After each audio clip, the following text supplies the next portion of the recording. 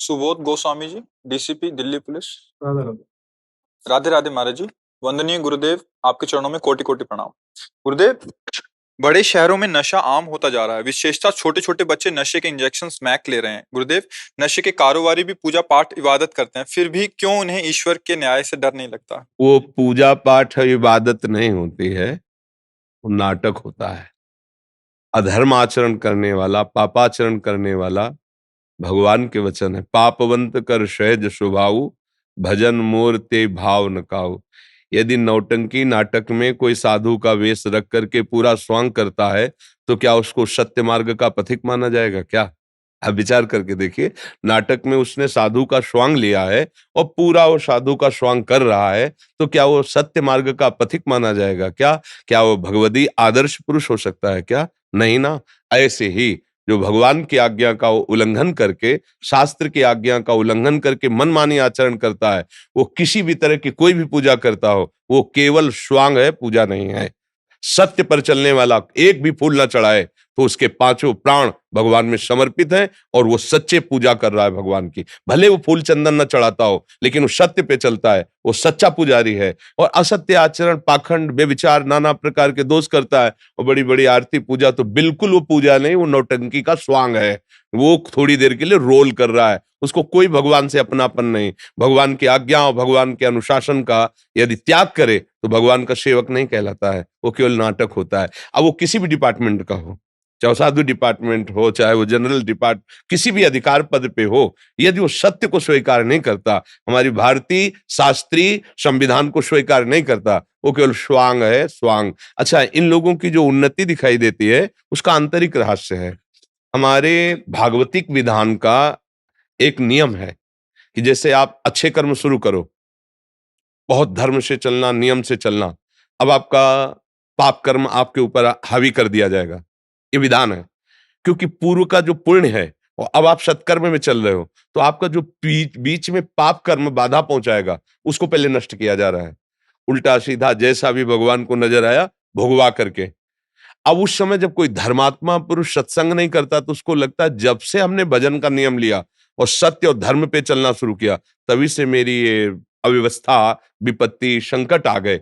वो समझ नहीं पा रहा है, उसके दुष्कृतों का नाश किया जा रहा है, क्योंकि सत्य मार्ग पर चल रहा है। सत्य मार्ग के चलने का परिणाम वो पूर्व के सुकृत जिस दिन मिलेंगे, उसको कोई कभी परास्त नहीं कर सकता, महासुख को प्राप्त होगा। और जब कोई अधर्माचरण करने लगता है, तो उसका पूर्व का जमा हुआ, ऐसा नहीं कि उसके पास पुण्य नहीं है, पूर्व का जमा हुआ पुण्य उसको जोड़ दिया जाता है। अब वो अधर्माचरण करते हुए सफलता को प्राप्त होता है। वो समझता है कि देखा, मेरा कौन बिगाड़ सका। लेकिन जिस समय उसका सुकृत खत्म होगा और वर्तमान का दुष्कृत और पूर्व का दुष्कृत दोनों मिलेंगे, तो ऐसा ब्लास्ट होगा, कुल परिवार सब नष्ट हो जाएगा, कोई उसे पानी देने वाला नहीं रहेगा। और ऐसे भयानक कष्ट को देख लेना, किसी को भी देख लेना, परिणाम में देख लेना, थोड़ा समय लगता है। तो ये जो आरती पूजा और ये जो ऑफिस के बाद कुकर्म, अधर्माचरण, इनका कोई महत्व नहीं आरती पूजा का, सच्ची मान लेना। महत्व तब है जब आदेश के अनुसार चलो। हम आपसे कह रहे हैं कि आप ऐसा कीजिए, आप उसका उल्लंघन करके आप हमें माला पहनाइए, चंदन लगाइए, तुम्हारी छाती जलेगी, तुम पर प्रसन्न नहीं होगी। तो ऐसे भगवान का वही भक्त है, भगवान की वही उपासना है जो ठीक से चले। अब सबसे बड़ी कमी हो रही है कि ना हमें सत्संग मिल पा रहा है, नए बच्चों को सत्संग नहीं मिल पा रहा है। शास्त्र स्वाध्याय की तो कहीं रुचि की गुंजाइश ही नहीं रह गई। अगर कहीं किसी को प्रेरणा भी मिले, तो मित्रगण उसे कह देते हैं सब पंडितों की गप्पे लिखी हुई शास्त्रों में क्या। तो शास्त्र स्वाध्याय करने पर पुण्य होता है, बुद्धि पवित्र होती है, और फिर मनुष्य का क्या कर्तव्य निर्णय होता है। अब नवयौवन अवस्था में एक आनंद की उमगन होती है, उस उमगन को यदि सही मार्ग में न लगाया गया, तो बेविचार में, व्यसनों में, हिंसा में, इसमें वो अब कैसे सुधारा जा सकता है? क्योंकि सुधरना चाहे तो सुधारा जा सकता है। माता पिता अपने बच्चों को बैठाल करके सतमार्ग का उपदेश करें, पर खुद सतमार्ग में नहीं तो वो कैसे उपदेश करें?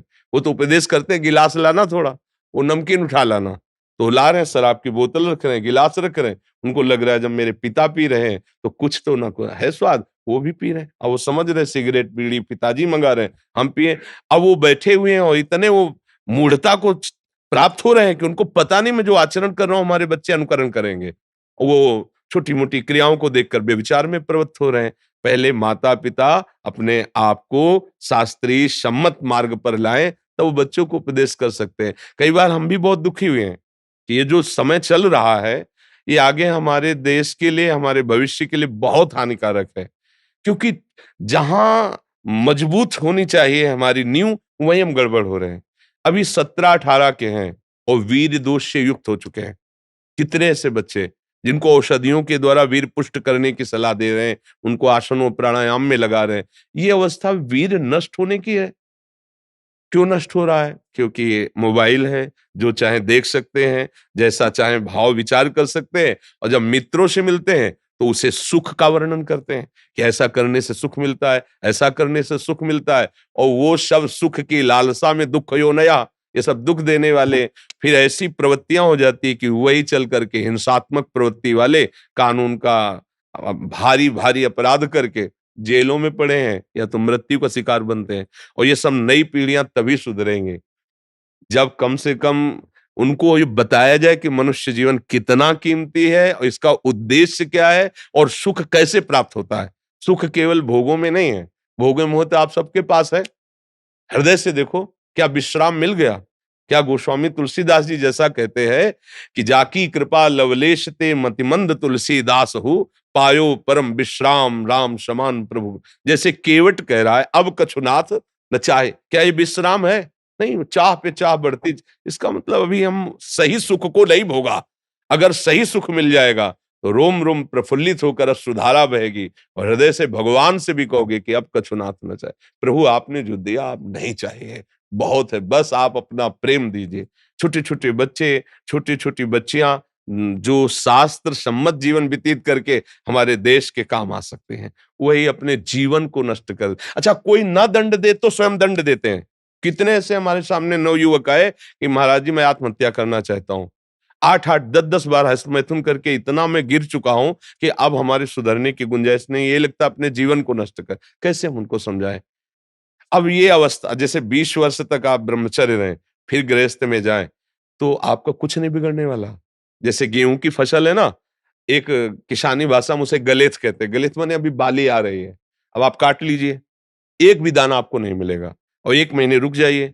वो परिपक्व दाना हो जाए तो 60 मन, 50 मन उसी में खेत में निकलेगा। ऐसे ही ब्रह्मचर्य की जब ये नवकिशोर अवस्था होती है, इसको ब्रह्मचर्य में रखना चाहिए और जहां वो पाणी ग्रहण संस्कार आदि गृहस्थ में जाए, कुछ नहीं बिगड़ेगा क्योंकि उसका ब्रह्मचर्य पुष्ट रहा है। अब वो अवस्था के अनुसार गृहस्थ का भोग करने के बाद उसे विरति हो जाएगी, क्योंकि पहले ब्रह्मचर्य रहा है। अब बुढ़ापे में ब्रह्मचर्य होकर भगवत ध्यान करते हुए वो सही मार्ग। अब शास्त्र और अध्यात्म और ये सब कौन सुनना चाहता है? विचार कौन चलना चाहता है? आजकल का खान-पान, महँगी पिज़्ज़ा, बर्गर, सांसारिक वस्तुएँ, रोटी, दाल, शुद्ध सात्विक भगवान को अर्पित करके पाने वाले बच्चे ही नहीं हैं। उनका संस्कार बन गया है ये, छुट्ट-पुट्ट ऐसे, ये सब तमोगुण, रजोगुण प्रकट करते हैं। दृश्य देखो, कौन बच्चा बैठकर एकांत में कोई संत वाणी कुछ ऐसा ना, बस वही संसारिकता, गेम खेलना, संसारिक दृश्य देखना। तो अब जो हम बाल्यावस्था से देखते हैं, वही संस्कार हमारे पड़ते हैं। तो इसलिए हमें लगता है कि बच्चों से पहले माता-पिता से प्रार्थना है, बच्चों को सँभालने के पहले आप सँभलिए। यदि आप शराब पीते हैं, आप मांस खाते हैं, आप व्यसन करते हैं, आप व्यभिचार करते हैं, तो आप आशा मत रखिए कि आपका बच्चा दैवी संपत्ति से युक्त हो जाएगा, आपका बच्चा बहुत अच्छे आचरण करेगा, आशा मत रखिए, क्योंकि आपके आचरण ही प्रथम आचरण है। आप ही पहले गुरु हैं। पुत्र का सबसे बड़ा गुरु माँ होती है। मंदालशा ने अपने पुत्रों को निश्चय किया ब्रह्म प्राप्ति करानी है, तो सब पुत्रों को ब्रह्म प्राप्ति करा दी। एक वो पुराने में नौटंकी देखी थी जब बच्चे थे स्कूल में, सुल्ताना डाकू की। तो वो नौटंकी में दिखाया कि जो उसको फांसी की सजा का, तो उसने पूछा आपकी कोई अंतिम इच्छा? उनका माँ के दर्शन करना चाहता हूँ, एक बार गले लगना चाहता हूँ। माँ जी आई तो ऐसे दांत भर के नाक काट ली माँ की। ऐसा क्यों किया?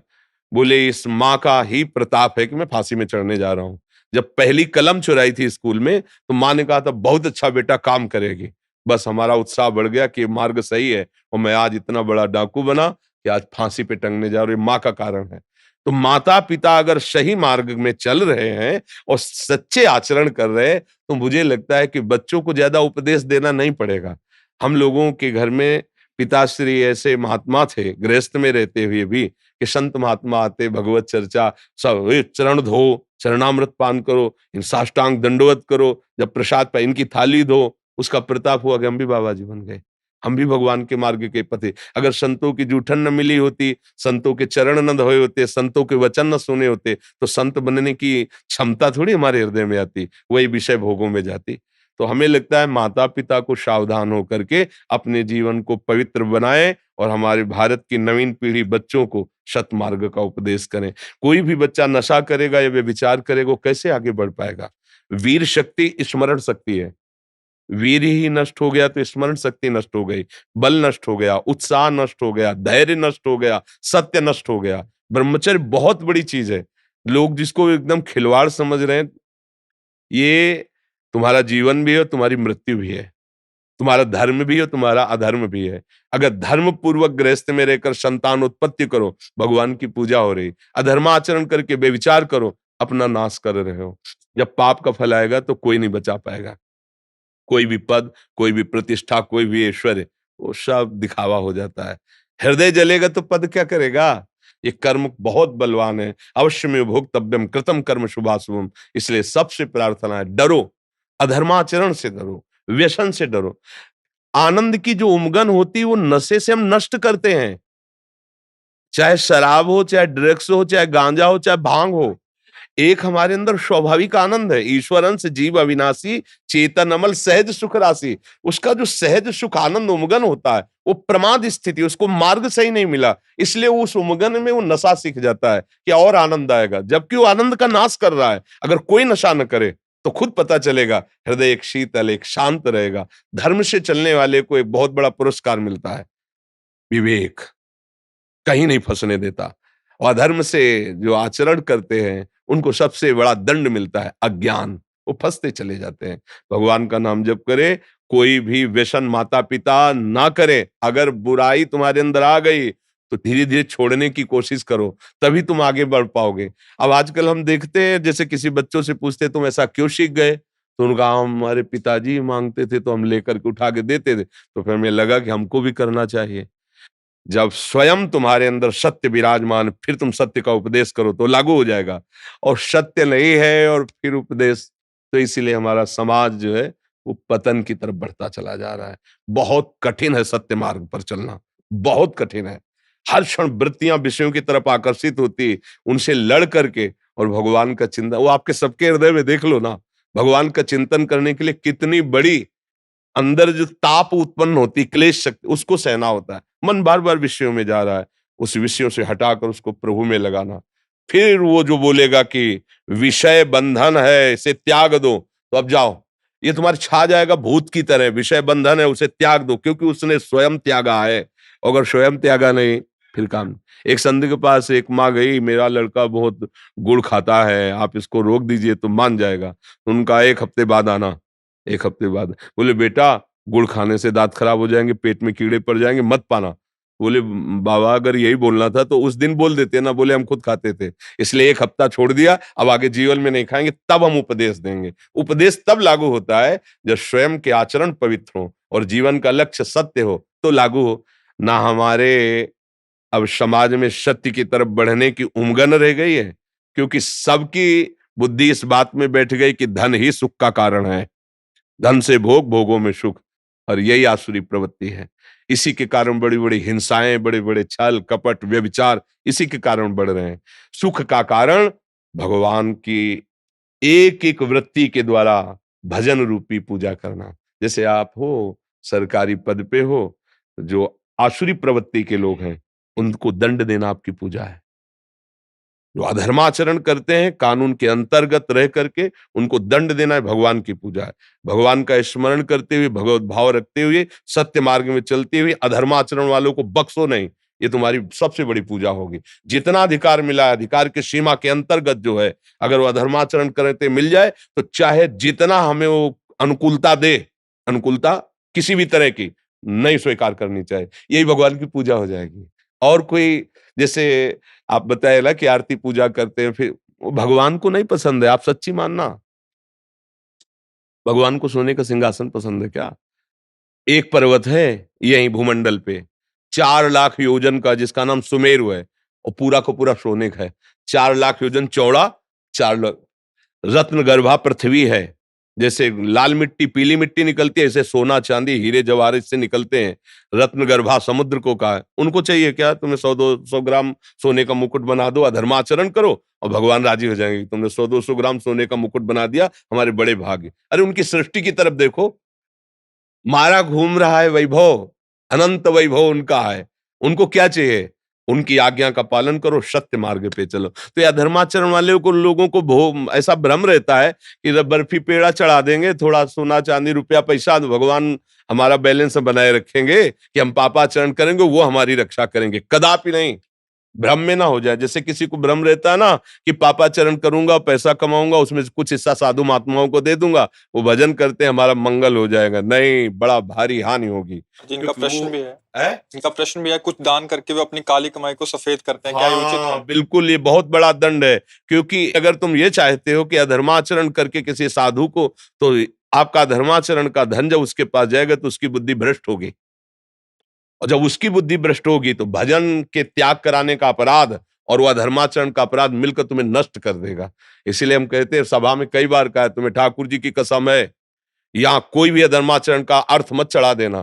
क्योंकि पूरा जीवन जिन बच्चों ने अपने भगवान के लिए अर्पित किया है, तो भीख मांगकर ब्रजवासियों के टुकड़े पाकर हमें प्रभु से चाहिए। तुम ऐसा मत सोचना कि यहाँ आकर के अधर्माचरण का रख जाओ, मंगल हो जाएगा। हमारी तरफ से पहले कसम है तुम्हें कि तुम्हारा भी अमंगल होगा, और हमारे अमंगल को तो हमारे भगवान बचाएंगे ही। भीष्म जी सरसैया पर पड़े हुए थे। महाराज युधिष्ठिर ने जब प्रश्न किया और भगवान ने भी प्रोत्साहित किया भीष्म जी को कि उत्तर दीजिए, तब भीष्म जी ने उपदेश शुरू किया, तो द्रौपदी जी ने हंस दिया। भीष्म जी ने कहा, हंसी क्यों बच्चा? तो उनका, पितामह ये प्रवचन मुझे आज अच्छे नहीं लग रहे आपके, क्योंकि सभा में चिल्ला चिल्ला के मैं पूछ रही थी जब मुझे लाया जा रहा था कि महाराज युधिष्ठिर अपने को पहले हारे हैं या मेरे को। सब सभा में बैठे आप भी थे, और मुझे भरोसा था कि अगर आप खड़े हो गए और बोल दिए तो मेरी वो दुर्दशा ना होती जो हो रही थी। बाल खींच के एक वस्त्र रजस्वला में सभा में घसीट के लिए आप कुछ नहीं बोले थे। कहाँ गया ये धर्म का ज्ञान का उपदेश आपका?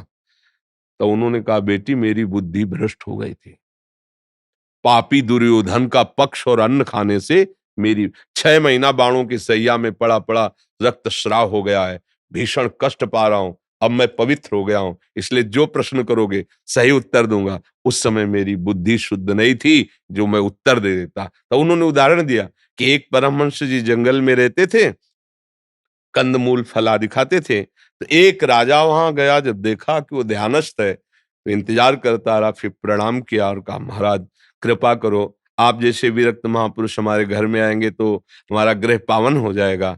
तीर्थी कुर्वन्ते तीर्थानि, आप जैसे महात्मा चरण रख दें वो स्थान तीर्थ हो जाता है, तीर्थों को भी तीर्थत्व प्राप्त होता है।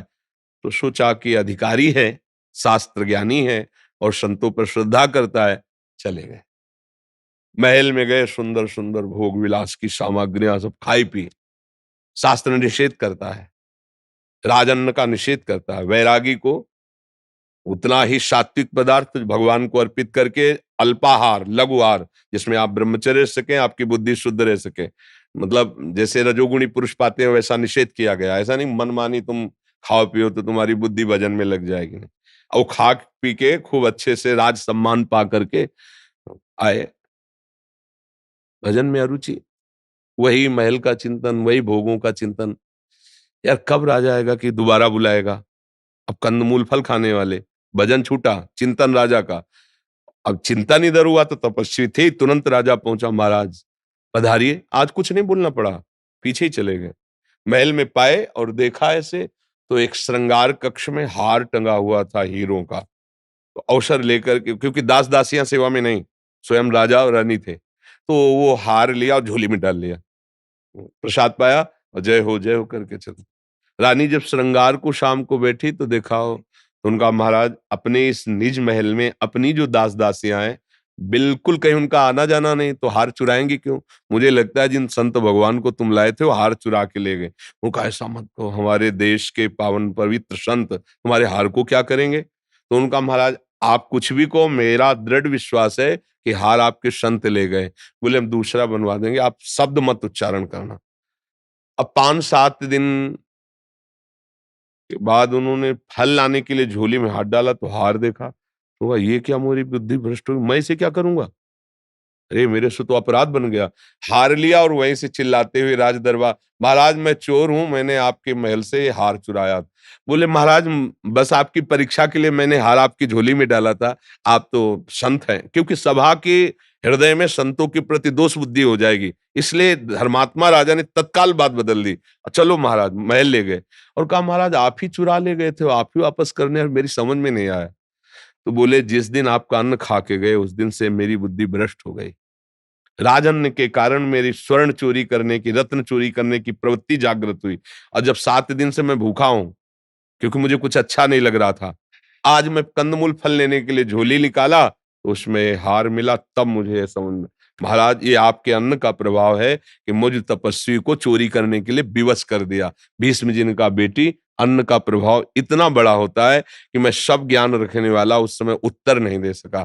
तो ये जो लोग सोचते हैं ना कि अधर्माचरण करके दान पुण्य मंदिर, कुछ नहीं, धर्म के द्वारा कमाए हुए धन का विभाग करो, एक मूल के लिए जमा करो, एक परिवार के पोषण के लिए जमा करो, एक आगामी व्यापार की उन्नति के लिए, और उसका कुछ भाग गरीबों की सेवा, गौ सेवा, अनाथ है, बीमार है, कोई संत महात्मा भूखा प्यासा, अतिथि सेवा, ये शास्त्र विधान है। धर्म के कमाए हुए से, जिन लोगों का ये कहना ना कि अधर्म में इतने परसेंट दे दो, तो दोनों एक ही बात है, अंतर नहीं है, एक ही बात है। मतलब वो एक ही डिपार्टमेंट है।